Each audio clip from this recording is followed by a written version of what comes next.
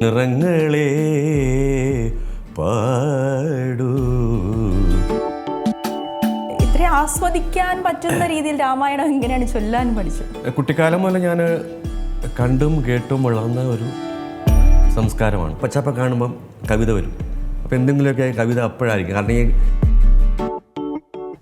ഞാൻ കവിയല്ല, കവിതയായിട്ട് ബന്ധമുള്ളതെന്ന് പറഞ്ഞത് ഇത് കേട്ടും അത് ചൊല്ലിയുമുള്ള ശീലമേ എനിക്കുള്ളൂ. സിനിമയിലേക്ക് എന്തുകൊണ്ടാണ് കൂടുതലായി ഒരു ഊന്നൽ നൽകാതിരുന്നത്? സിനിമയാണ് അൾട്ടിമേറ്റ് എന്ന് ഞാൻ അങ്ങോട്ട് ചോദിക്കുന്നു. എന്തെങ്കിലും നല്ല കവിത പാടിയാലോ ചൊല്ലിയിട്ടാലോ അത് കേൾക്കാൻ സൗമനസ്യമുള്ളവർ കുറവാണ്.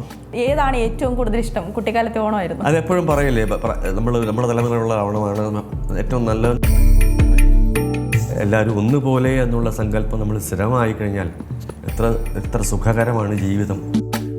കാവാലം എന്ന കലാപാരമ്പര്യം, പാട്ടുവഴിയിലെ ഓണക്കാലം. പാട്ടും കഥകളുമായി കാവാലം ശ്രീകുമാർ, സീ മലയാളം ന്യൂസിനൊപ്പം. ഏറ്റവും പുതിയ വാർത്തകളും വിശേഷങ്ങളും വിരൽ തുമ്പിലറിയാൻ സീ മലയാളം ന്യൂസ് എല്ലാ ഡിജിറ്റൽ പ്ലാറ്റ്ഫോമുകളിലും ലഭ്യം.